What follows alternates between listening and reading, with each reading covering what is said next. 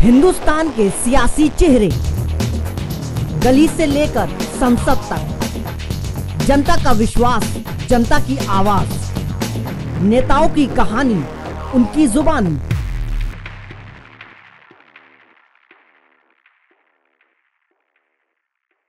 सौगंध मुझे इस मिट्टी की, मैं देश नहीं मिटने दूंगा, मैं देश नहीं झुकने दूंगा, मैं देश नहीं रुकने दूंगा। मेरा वचन है भारत माँ तुझको, तेरा शीश नहीं झुकने दूंगा। नमस्कार दोस्तों, मैं हूं रक्षा तिवारी और आप देख रहे हैं SPN 9 न्यूज। एक बार फिर से मैं आप सभी का स्वागत करती हूं मेरे खास प्रोग्राम पब्लिक फेस में, जहां आज मैं बिना समय गवाए चर्चा करूंगी उस शख्स की जिसने 2014 में भारत माता की सौगंध के साथ ही लिया था भारतवर्ष के प्रधानमंत्री होने का शपथ। जी हां, आज हम बात करने वाले हैं हमारे देश के तत्कालीन प्रधानमंत्री माननीय नरेंद्र मोदी जी के बारे में। मंगलवार को LOC के पार जाकर भारतीय वायुसेना ने दुश्मनों के खिलाफ जो कदम उठाया है, उस कदम में नरेंद्र मोदी के सपोर्ट में बड़े से बड़ा राजनेता भी खड़ा नजर आया है, फिर चाहे वो राहुल गांधी हो या फिर अरविंद केजरीवाल। नरेंद्र मोदी कितने कद्दावर नेता हैं, ये बात किसी से भी छिपी नहीं है। कभी वो समानता की बातें करते हैं तो कभी वो किसी एक धर्म को लेकर जज्बाती हो जाते हैं। नरेंद्र मोदी ने जहां इतने सारे मिसाल कायम किए हैं, तो वही गोधरा कांड जैसे कामों में उनका नाम भी छुपा नहीं है, किसी से सबके सामने आया है। तो आखिर नरेंद्र मोदी असल जिंदगी में है क्या? जब वो जनता के सामने नहीं होते हैं तो वो निजी जिंदगी में उनका अंदाज कैसा होता है, क्या ये बात कोई जानता है? नरेंद्र मोदी का अपना एक अलग ही व्यक्तित्व है। अगर वो राजनेता बनकर कुछ और हमारे सामने है तो जरूर वो निजी जिंदगी में आम इंसान की तरह कुछ और होंगे।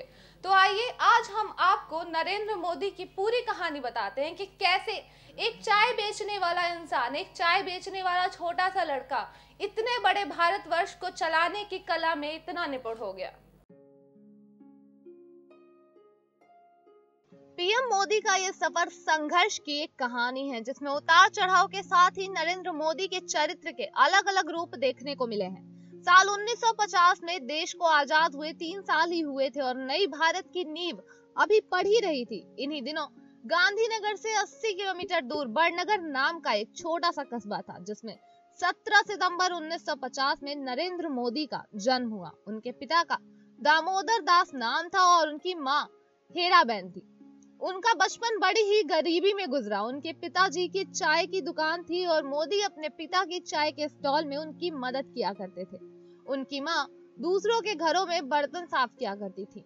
2 वक्त का खाना भी बहुत मुश्किल से मिलता था उन भाई बहनों को। बचपन से ही उन्होंने बहुत सारे उतार चढ़ाव देखे हैं, लेकिन मोदी जी को हमेशा से ही पढ़ने की ललक सवार थी, इसलिए उन्होंने अपने चाय बेचने के दौरान भी अपनी पढ़ाई जारी रखी। वे स्कूल से जैसे ही छूटते थे, भागते हुए चाय की दुकान पर आ बैठते थे। अपनी स्कूली दिनों से ही नरेंद्र मोदी की बातों में एक अलग सा ही आकर्षण था। उनकी प्रस्तुति और उनकी अपनी बात रखने का एक अलग तरीका उन्हें एक कुशल वक्ता बनाता था। एक छोटी उम्र से ही स्वामी विवेकानंद के आदर्शों पर चलने वाले नरेंद्र मोदी की सगाई महज 13 साल की उम्र में जसोदाबेन चमन लाल से हो गई और उनकी शादी महज 17 साल की उम्र में। शादी के कुछ सालों बाद ही नरेंद्र मोदी ने अपना घर छोड़ दिया, जिस वजह से उनकी पढ़ाई भी अधूरी छूट गई। वो अहमदाबाद चले गए, जहां पर उन्होंने वही काम किया जो उन्होंने बचपन से अपने पिता से सीखा था, चाय बेचने का काम। नरेंद्र मोदी ने भले ही पढ़ाई लिखाई कम की हो, लेकिन स्वाध्याय उन्होंने जमकर किया है। एक लंबे अरसे तक नरेंद्र मोदी ने अपना समय हिमालय की गोद में बिताया है। विवेकानंद को मोदी ने सिर्फ अपना आदर्श माना ही नहीं, बल्कि उनके पद चिन्हों पर चलते हुए भी नजर आए हैं।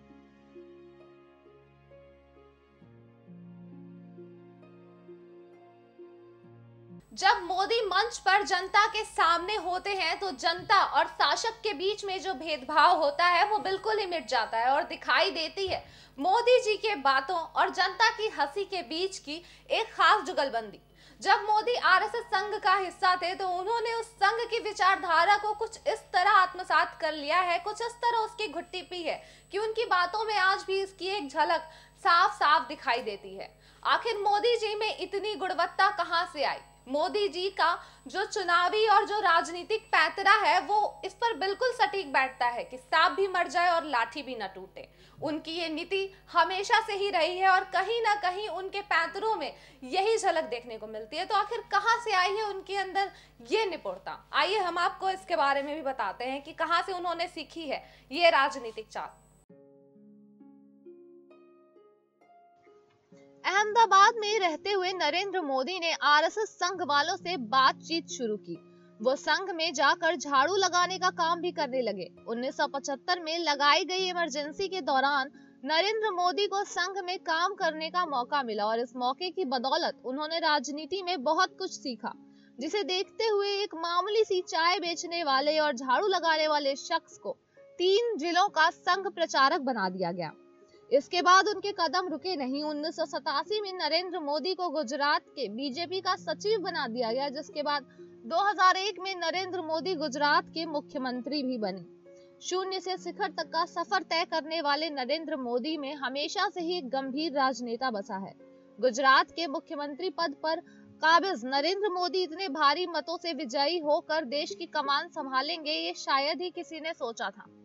अपने अलग ही अंदाज के साथ वो अपने समर्थकों और विरोधियों दोनों को ही जवाब देना बखूबी जानते हैं। नरेंद्र मोदी ने ऐतिहासिक जीत तो दर्ज की, लेकिन जन जन के हित के लिए भी उन्होंने योजनाएं लाई। उन योजनाओं में कुछ जन के हित के लिए साबित हुई तो कुछ जन को नुकसान भी पहुंचाए। अपने जन के लिए हर तरह की योजना लाने के साथ ही मोदी ने जो भी कदम उठाए हैं वो अचानक ही उठाए हैं, जिसके सामने गलत करने वालों को बचने का मौका नहीं मिला है। फिर चाहे वो भ्रष्टाचार के लिए उठाया गया कदम हो या फिर दुश्मनों को दिया गया मुंहतोड़ जवाब। भ्रष्टाचार मिटाने की मुहिम के साथ ही नरेंद्र मोदी ने आने के साथ भारत की करेंसी नोट में बदलाव करते हुए नोटबंदी कर दी और 1000 और 500 के नोटों को बंद कर दिया। रातों रात की गई इस अदला बदली से आम जन को शुरुआत में दिक्कतों का सामना करना पड़ा, फिर भी देश ने मोदी का ही साथ दिया। कहीं न कहीं देश को यकीन था कि मोदी सही कर रहे हैं, पर कई मामलों में जहां मोदी देश के हित में काम कर रहे थे तो वहीं कुछ ऐसे मामले भी थे जो देश के अहित में थे। सबने पीएम मोदी के इस कदम का समर्थन किया, लेकिन दिक्कतों का सामना तो आखिरकार सबको करना पड़ा। योजनाओं की बात करें तो नरेंद्र मोदी ने भारत में डिजिटल इंडिया योजना लाई, स्वच्छ भारत योजना लाई और उज्ज्वला भारत गैस योजना लाई। ऐसी बहुत सारी योजनाएं लाकर घर घर तक अकाउंट खुलवाने, गैस पहुंचाने से लेकर हर काम नरेंद्र मोदी ने बखूबी समझदारी से एक सफल बिजनेसमैन के तरीके से भी किया है। मोदी सरकार के कार्यकाल को 4 साल बीत चुके हैं। जहां मोदी जी ने नोटबंदी, स्वच्छ भारत और सर्जिकल स्ट्राइक जैसी बड़ी उपलब्धियां हासिल की हैं, तो वहीं दूसरी तरफ भारत की आंतरिक सुरक्षा, किसानों से किए गए वादे और बेरोजगारी पर कोई खास काम किया ही नहीं है। पुलवामा और उरी जैसे हमलों से देश हिला भी और सरकार कहीं न कहीं जनता की उम्मीदों पर खरी भी उतरी, पर हम ये नहीं कह सकते हैं कि मोदी सरकार जनता की हर कसौटी पर खरी उतरी है।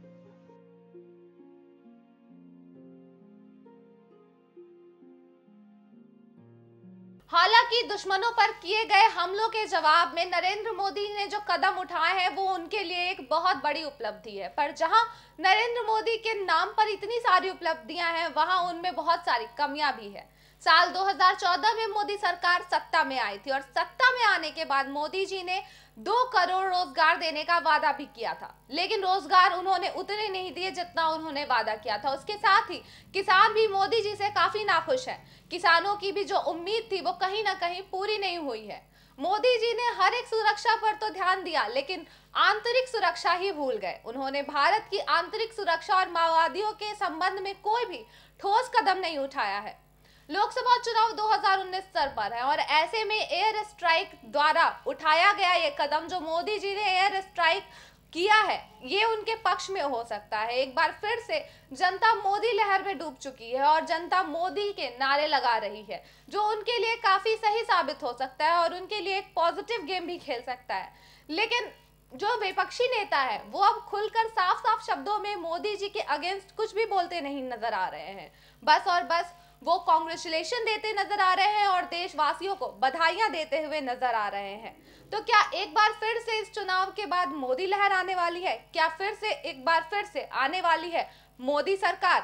तो ये तो देखना काफी दिलचस्प होगा कि एयर स्ट्राइक के रूप में उठाए गए इस कदम के बाद विपक्षी नेताओं की क्या प्रतिक्रिया होने वाली है। आखिर अब वो कौन सी स्ट्रैटेजी अपनाते हैं मोदी के खिलाफ, क्योंकि सपा और बसपा ने गठबंधन कर लिया है और ये गठबंधन हुआ है बीजेपी का सफाया करने के लिए।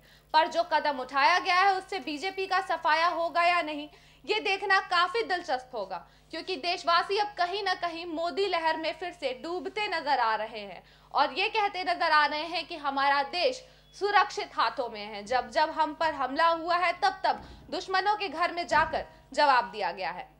देखना तो दिलचस्प होगा ही। इस बार का चुनाव बहुत ही दिलचस्प मोड़ लेने वाला है। इसके लिए आपको हमारे साथ SPN9 न्यूज पर बने रहना होगा और लेते रहनी होगी लेटेस्ट अपडेट। आज के लिए हम इतना ही देते हैं।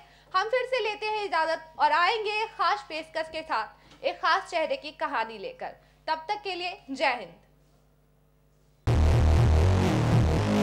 हिंदुस्तान के सियासी चेहरे, गली से लेकर संसद तक, जनता का विश्वास, जनता की आवाज, नेताओं की कहानी, उनकी जुबानी।